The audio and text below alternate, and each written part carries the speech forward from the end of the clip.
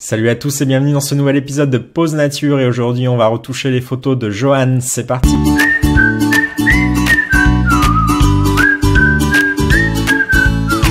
Avant de parler de Johan, je voulais faire un petit récapitulatif sur cette série, donc qui est une série où je retouche vos photos. Alors les conditions de participation ne sont pas vraiment compliquées, je vais vous mettre un lien dans la description de cette vidéo qui va vous mener vers un article sur le site qui vous explique vraiment comment m'envoyer vos photos, donc tout le monde peut y participer, donc n'hésitez pas à poser une candidature. Donc Johan, alors tout d'abord j'espère que je prononce bien ton prénom, donc tu m'as envoyé tes photos il y a déjà un petit moment, j'ai pas vraiment eu le temps de les retoucher, donc on va le faire aujourd'hui.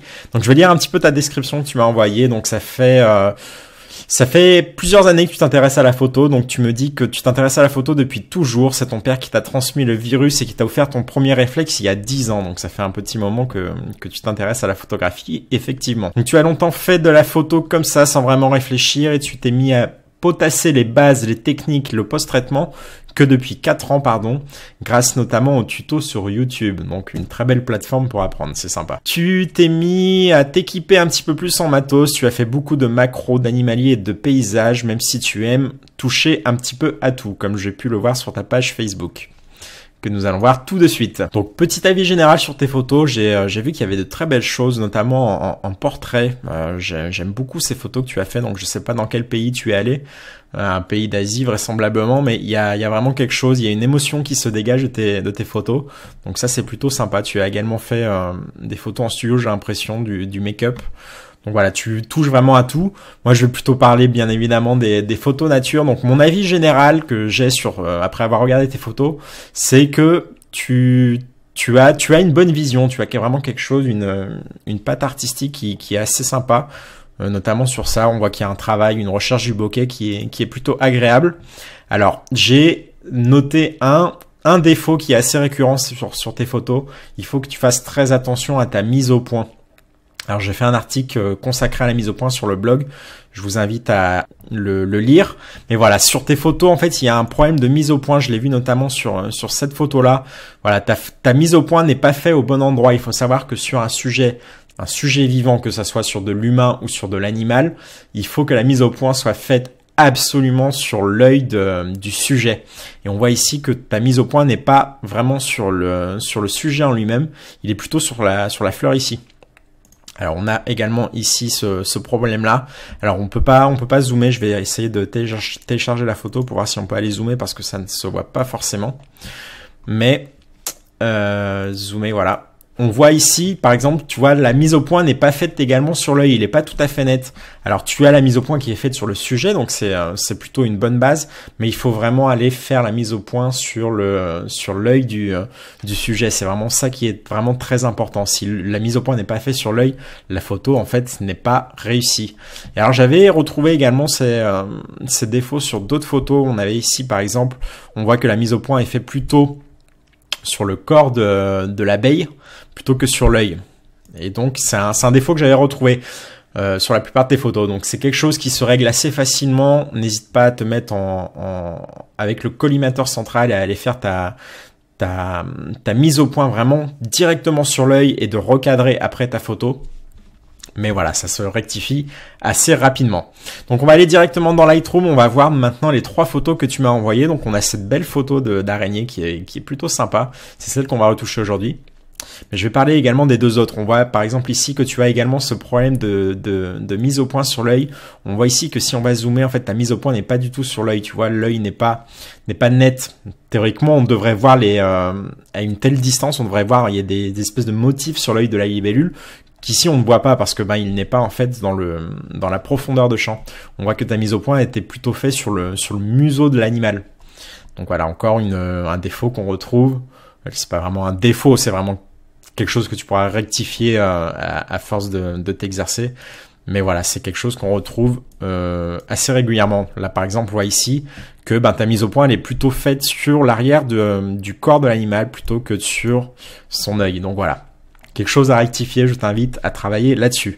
Donc aujourd'hui, on va retravailler cette photo d'araignée, donc vraiment très sympa. Je trouve que la mise en scène est plutôt bien trouvée. Il est vraiment sur son piédestal. Elle fait vraiment très fière cette araignée, donc elle est plutôt sympa. Donc allez, c'est parti pour la retouche. On va d'abord faire tout ce qui est recadrage et réglage de base.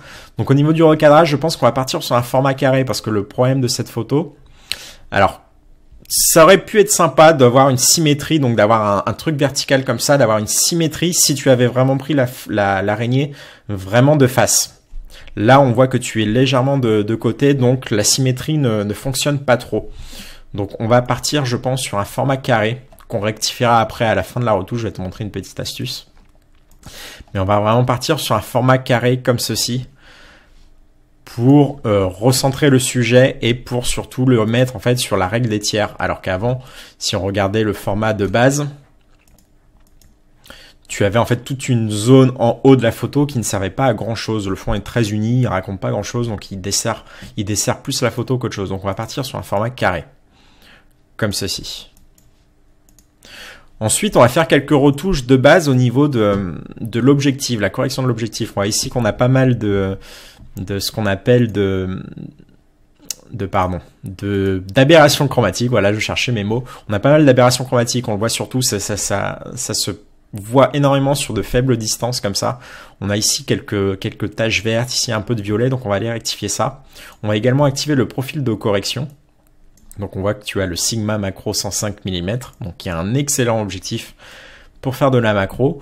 Et surtout on va aller dans l'onglet manuel et on va retravailler donc l'aberration chromatique. Donc on voit ici la valeur verte, on va l'augmenter très légèrement pour supprimer justement cette partie verte sur la photo.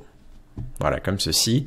On va pas toucher au bruit. Tu étais à ISO 400, donc je sais pas avec quel appareil tu étais. Mais voilà, je vois pas spécialement de bruit sur ta photo. Donc allez, on va retoucher maintenant les réglages de base. Donc on va voir un petit peu en auto ce que ça donne. Donc ça nous rajoute un petit peu de saturation, ce qui est vraiment plutôt sympa. On a ici une zone un petit peu plus rose que le fond. On va essayer de renforcer ça un petit peu. On a également ici une partie un petit peu orangée. Donc on va essayer de booster un petit peu la saturation de ces couleurs-là pour les faire ressortir et pour avoir quelque chose de plus sympa sur la photo. Donc on va augmenter la clarté, on va également augmenter la vibrance et surtout on va augmenter l'exposition parce qu'on a quelque chose de très lumineux et je pense que ça peut être intéressant de partir presque dans du high key. Donc je vais augmenter ici mon exposition et je vais maintenant aller retravailler donc mes taches de couleur qui se trouvent ici et ici. Donc pour faire ça on va prendre l'outil radial, masque radial, donc on va l'inverser. Je vais enlever les paramètres qui étaient mis par défaut, comme ceci, et donc on va augmenter la saturation pour renforcer ces taches de lumière. Donc on va également diminuer peut-être les ombres, un petit peu les hautes lumières, voilà, comme ceci, pour renforcer. Ça va rajouter un petit peu de contraste dans ton fond qui est quand même assez uni, donc ça permet de rajouter un petit peu de détail. On va essayer de voir également avec un petit peu de clarté. Alors on va peut-être réaugmenter les hautes lumières comme ceci et essayer de voir si on peut pas aller jouer un petit peu sur la teinte pour renforcer le côté rose de la couleur. On va faire pareil sur la tache orange qui est ici et pour faire ça, on va tout simplement dupliquer notre masque et on va aller le placer ici en haut comme ceci. Et là par contre on va diminuer la saturation parce qu'on voit que c'est beaucoup trop prononcé sur le orange, donc on va diminuer très légèrement et on va faire un avant-après déjà pour voir un petit peu ce que ça donne. Donc on voit qu'on a rééclairé notre photo. On a rajouté un petit peu de couleur dans le fond, donc c'est vraiment plutôt sympa. Donc maintenant, on va aller retravailler notre sujet en lui-même. Ce que je trouvais intéressant, en fait, c'était ce contraste de texture que tu as entre le fond qui est complètement uniforme et l'aspect très texturé de l'araignée avec les poils, ce côté piquant. Donc on va essayer de renforcer ça. Ce qu'on va faire, c'est qu'on va surtout travailler sur la netteté de l'araignée. Donc pour faire ça, il y a différentes solutions. On va d'abord créer un filtre radial sur l'araignée. Donc je vais enlever les paramètres par défaut, comme ceci. Donc on va inverser notre sélection. On va appuyer sur la touche O pour voir un petit peu sur quoi on travaille. Donc on va prendre très largement notre araignée et on va activer les masques de gamme. Donc les masques de gamme, j'en ai parlé sur la vidéo précédente. Si vous ne connaissez pas, c'est une nouveauté dans la dernière version de Lightroom qui est vraiment très pratique et qu'on va utiliser énormément dorénavant. Donc je vais aller activer ici mon masque de gamme et on va utiliser pour cette fois-ci le masque de gamme de couleur.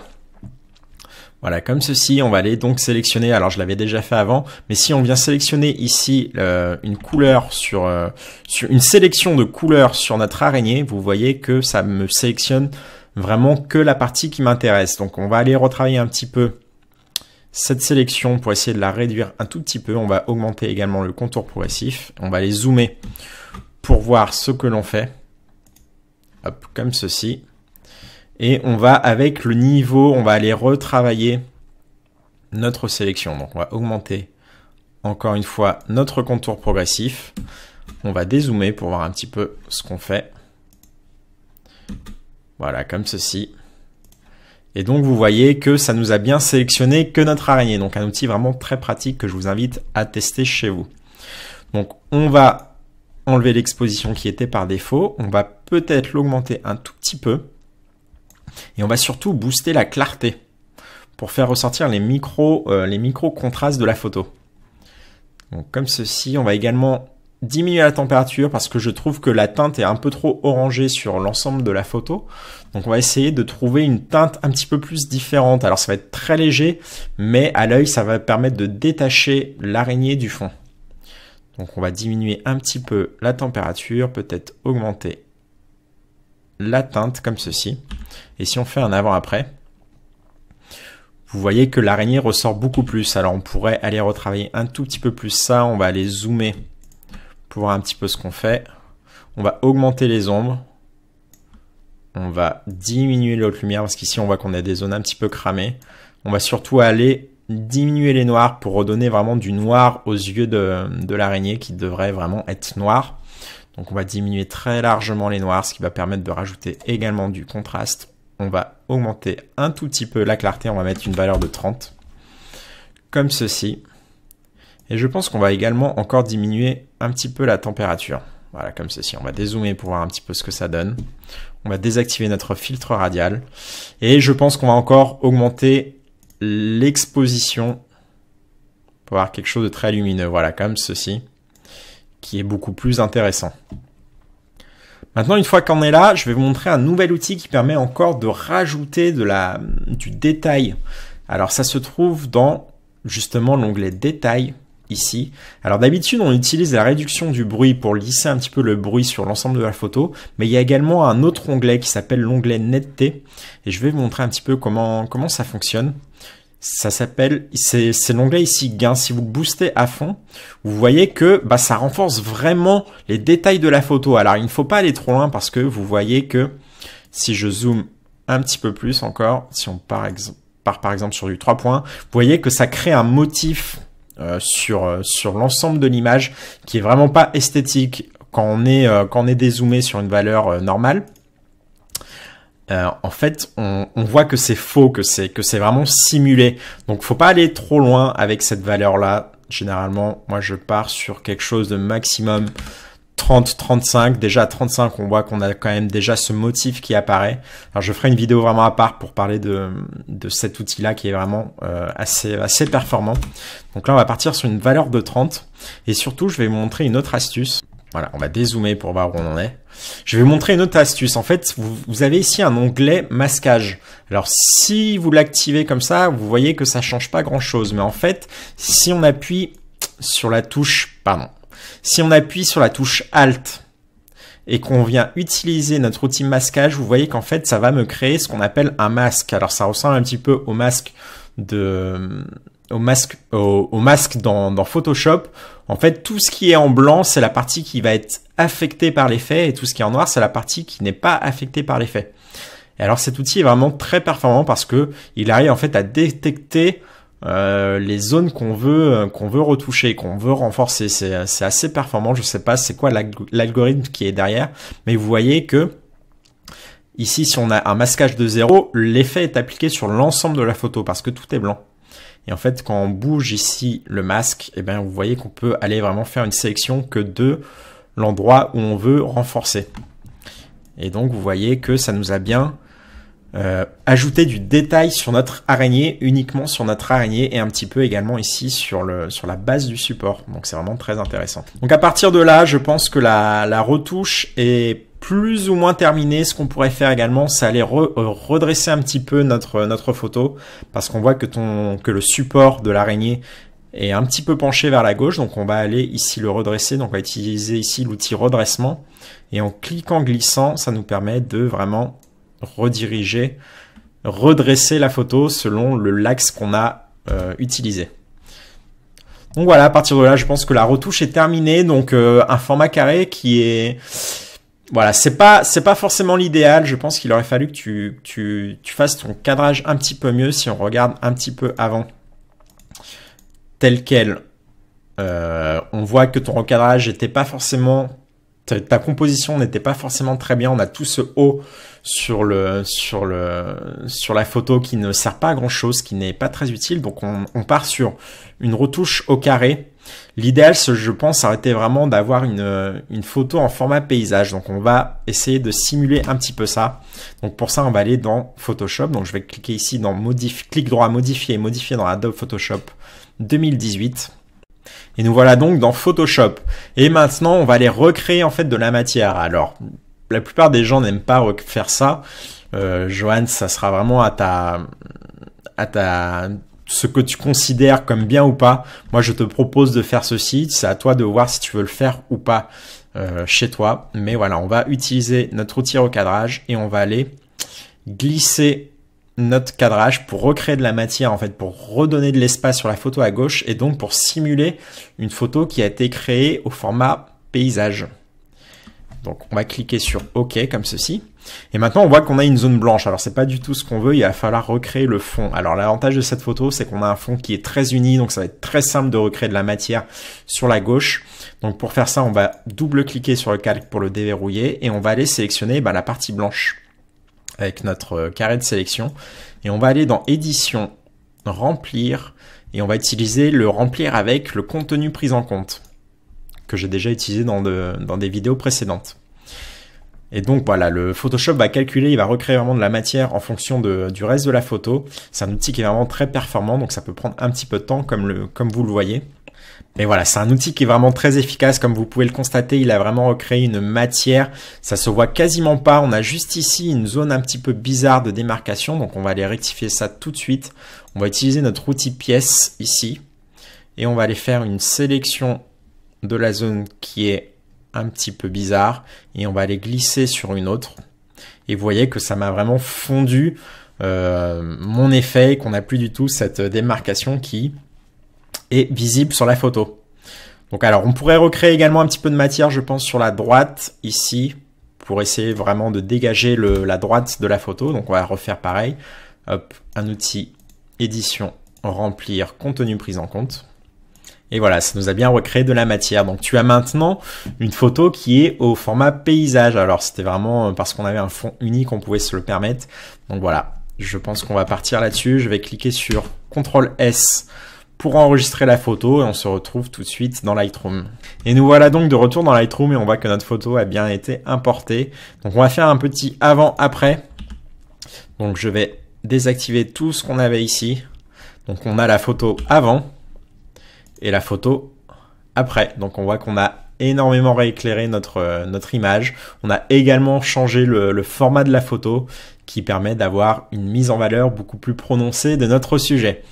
Voilà, c'est tout pour aujourd'hui. J'espère que vous avez apprécié cette vidéo. Si vous l'avez aimé, n'hésitez pas à vous abonner en cliquant sur le bouton qui vient d'apparaître. Vous pouvez également télécharger comme d'habitude mon bouquin Les 5 problèmes du photographe débutant qui vous apprendra justement à vous en débarrasser et à vous faire vraiment plaisir avec votre appareil photo. En attendant le prochain épisode, eh bien moi je vous dis à bientôt et surtout n'hésitez pas à prendre des pauses. Mais nature, ciao tout le monde.